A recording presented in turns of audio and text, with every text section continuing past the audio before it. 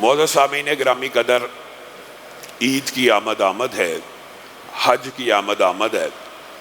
یہ سارے کے سارے عید کے اندر جو اعمال ہیں، حج کے جو مناسک ہیں، یہ ہمارے نبی کے جد امجد سیدنا ابراہیم سے مستعار ہیں۔ سیدنا ابراہیم کے بارے میں واحد نبی ہیں، واحد پیغمبر ہیں کہ جن کے اسوے کو اللہ رب العزت نے اس کلام حمید میں نبی کریم صلی اللہ علیہ وسلم کے علاوہ بھی اسوہ حسنہ قرار دیا اور کہا ابراہیم کی ساری زندگی بھی تمہارے لیے نمونہ ہے، لیکن ایک بات نمونہ نہیں ہے۔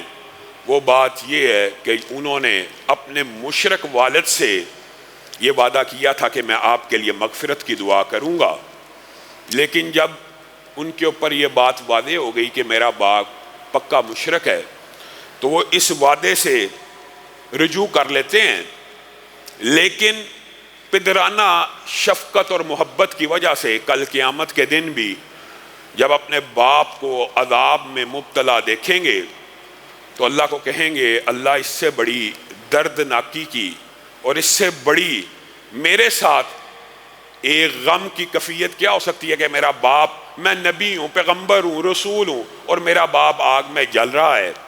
اللہ رب العزت اس وقت ان کو مخاطب ہو کے کہے گا یہ اللہ کی سنت نہیں ہے، اپنے قدموں میں دیکھیے ان کے باپ کو اللہ تعالیٰ ایک جانور کی شکل میں خون میں لت بت جہنم میں ڈال دے گا۔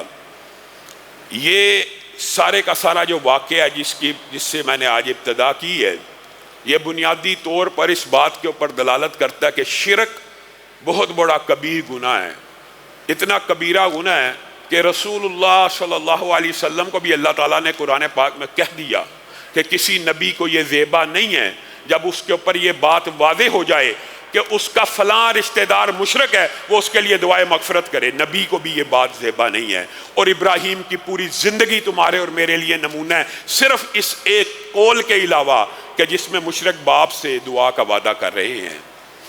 یہ بڑا قبیح اور سنگین گناہ ہے، لیکن معاشرے میں اس حوالے سے افراط و تفرید بھی پائی جاتی ہے، وہ بھی سمجھنے کی ضرورت ہے۔ ابراہیم کی پوری زندگی توحید کی زندگی ہے۔ ابراہیم نے اپنی زندگی میں توحید کو کیسے جانا، کیسے سمجھا، خود شناسی سے رب شناسی تک کا سفر کیسے طے کیا، انشاءاللہ چند باتیں آپ کے سامنے رکھیں گے۔ لیکن معاشرے میں اس حوالے سے ایک افراط و تفرید پائی جاتی ہے۔ بے شک شرک قتل سے بڑا گناہ ہے، بے شک شرک زنا سے بڑا گناہ ہے، بے شک شرک چوری سے، شراب نوشی سے بڑا گناہ ہے، لیکن اللہ رب العزت کی حکمتیں اللہ ہی جانتا ہے۔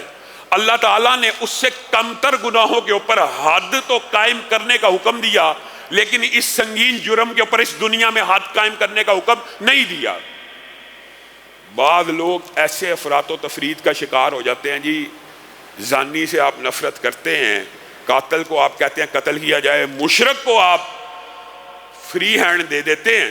یہ فری ہینڈ کسی مولوی نے نہیں دیا، یہ اللہ رب العزت نے ان کو ان کی زندگی میں فری ہینڈ دیا ہے کہ ان کی موت تک میں نے اور آپ نے ان کو قتل نہیں کرنا، ان کے اوپر حدوں کو قائم نہیں کرنا، بلکہ کیا کرنا ہے؟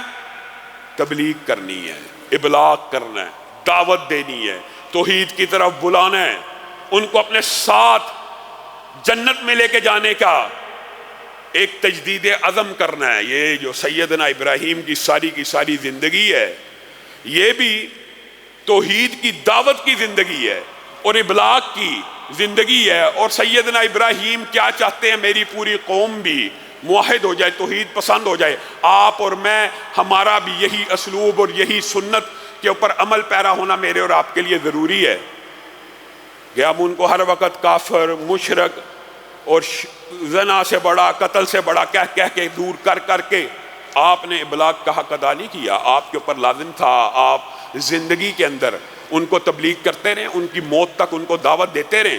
اور اللہ کے فضل و کرم سے آپ نے دیکھا ہے بہت سے قبروں کو سجدہ کرنے والے، غیر اللہ کو سجدہ کرنے والے، غیر اللہ کے نام پہ قربانیاں نظر نیاز کرنے والے، اللہ تعالیٰ ان کو ہدایت دینا چاہتا ہے تو پل بھر میں زندگی بدل جاتی ہے۔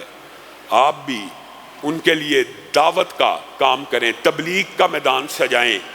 نفرت فتووں کے علاوہ بھی کچھ کام کرنا چاہیے۔ تو یہ ایک افراط و تفریط جو معاشرے میں ہے، اس کو بھی سمجھنے کی ضرورت ہے۔ پھر سیدنا ابراہیم کی جو بچپن کی زندگی ہے، اس سے قبل میں ایک بات آپ کو کہنا چاہتا ہوں کہ 5 اولو العزم پیغمبروں میں سے 5 اولو العزم پیغمبر کون کون سے ہیں؟ نوح ہیں، عیسیٰ ہیں، موسیٰ ہیں، ابراہیم ہیں اور نبی کریم صلی اللہ علیہ وسلم ہیں۔ ان 5 اولو العزم پیغمبر، یہ پیغمبر باقی پیغمبروں سے فضیلت اور درجے کے اعتبار سے بلند ہیں، اور ان 5 میں سب سے اعلیٰ اور سب سے افضل نبی کریم صلی اللہ علیہ وسلم ہیں۔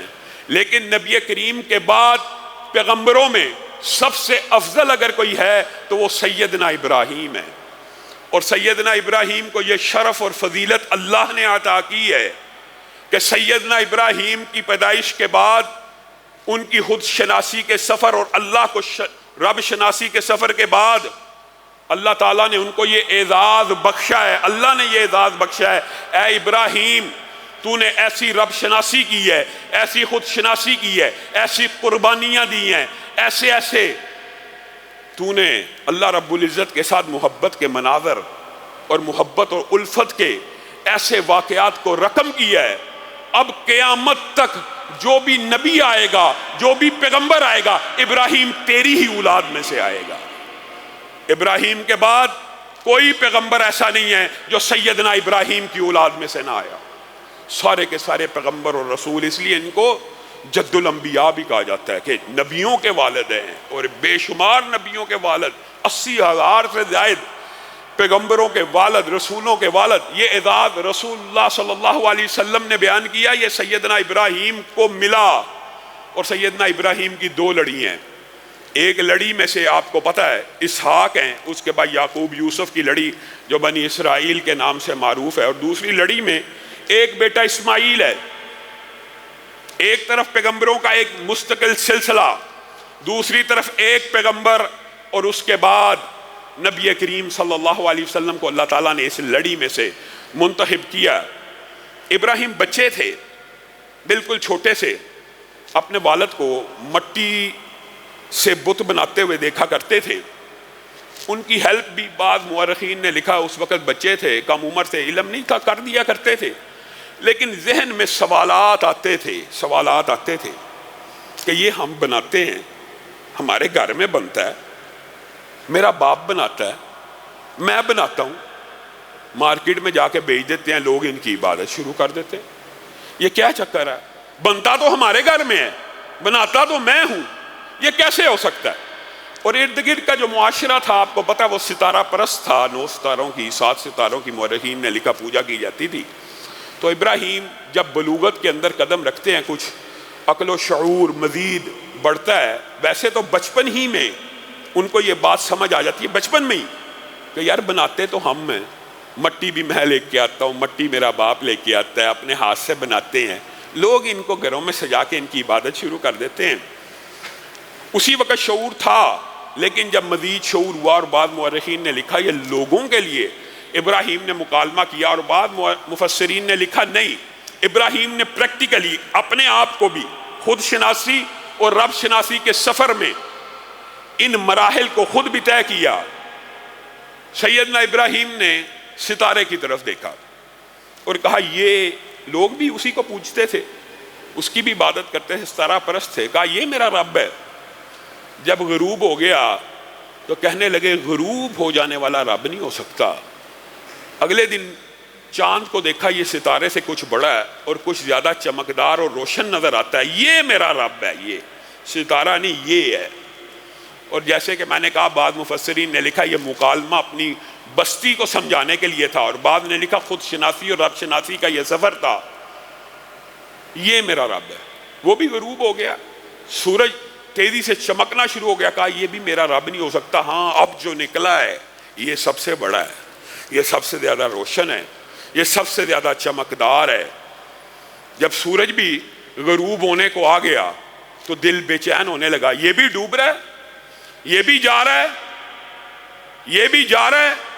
اس وقت جب سورج غروب ہو گیا کہا ڈوبنے والے میرے رب نہیں ہو سکتے، انی وجہت وجہی للذی فطر السماوات والارض حنیفا، میں اس کی عبادت کروں گا جس نے یہ زمین و آسمان کو بنایا، اس سورت کو، اس چاند کو، اس ستارے کے رب کو جس نے یہ پیدا کیا، جو یہ سسٹم چلا رہا ہے، میں اسی کی عبادت کروں گا۔ میں پہلا مسلمان بنتا ہوں۔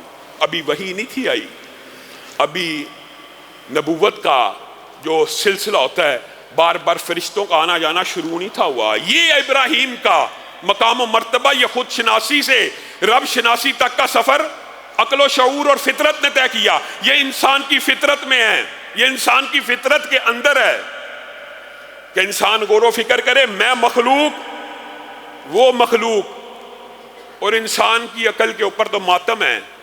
میں انسان وہ انسان، وہ بھی پیدا شدہ میں بھی پیدا شدہ، اس کو بھی کھانے کی حاجت مجھے بھی کھانے کی حاجت، وہ بھی رفع حاجت کے لیے باتھ روم میں جاتا ہے، وہ بھی قضاء حاجت کرتا ہے، اس کے ساتھ بھی لوازمات جسم کے آلودگی کے بھی ہیں، پاکیزگی کے بھی ہیں، تو طہارت اور نجاست کے بھی ہیں۔ یہ انسان عقل اور فطرت سے فیصلہ کرے کہ میں انسان ہو کے انسان کے آستانے پہ جھک جاؤں، میں انسان ہو کے انسان کی پوجا کرنا شروع کر دوں، میں انسان ہو کے پرستش کرنا شروع کر دوں۔ پھر انسان تو اشرف المخلوقات ہے، انسان ہو کے ستارے کی پوجا، انسان ہو کے چاند اور سورج کی پوجا، انسان ہو کے حجر شجر قبر مزار کی پوجا، مخلوق ہو کے مخلوق کے آستانے پہ جھکنا، یہ مخلوق کی انسان کی فطرت میں ہی نہیں تھا۔ اس فطرت کو ابراہیم نے بھانپ لیا اور سب سے پہلے اللہ کی، اور اپنے آپ کو خود مسلمان بھی کہا، اور اللہ کی وحدانیت کا جب اقرار کیا، اللہ تعالیٰ نے آسمان سے پیدر پہ پھر وحی کا نزول بھی فرما دیا۔ جب وحی آئی، یہ ایک لمبا چوڑا باب ہے، بات کو مختصر کرتا ہوں۔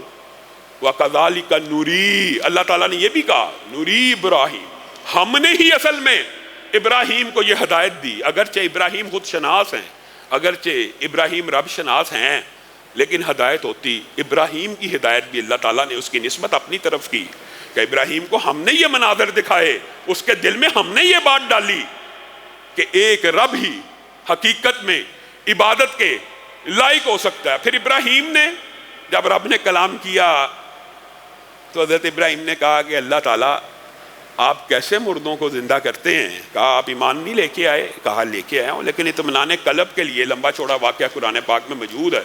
آپ 4 پرندوں کو لیجئے، پالیے، ان کو ان کے نام سے گجا لیجئے، وہ آپ سے منوس ہو جائیں ان ناموں سے، جب آپ پکارے آپ کی طرف اڑتے ہوئے آئیں، یعنی اس نام سے وہ اپنے نام کی آئیڈینٹی پہچاننا شروع کر دیں۔ جیسے پالتو جانوروں کو آپ کوئی نام دیتے ہیں، پھر آپ اس نام سے پکارتے ہیں، وہ آپ کی طرف دوڑتے چلے آتے ہیں۔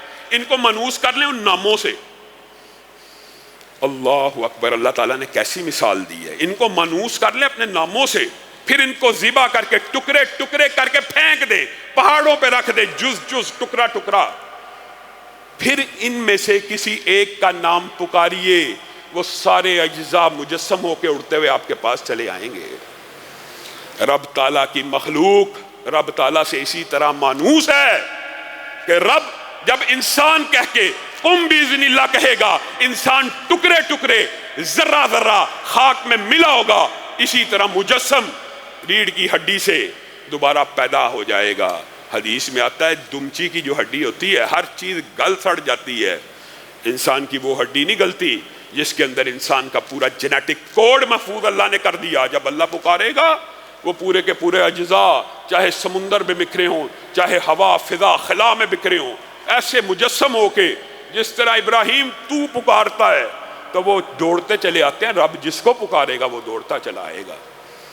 ابراہیم کے دل کے اندر تسلی، اطمینان کے یہ سارے مناظر ہو گئے۔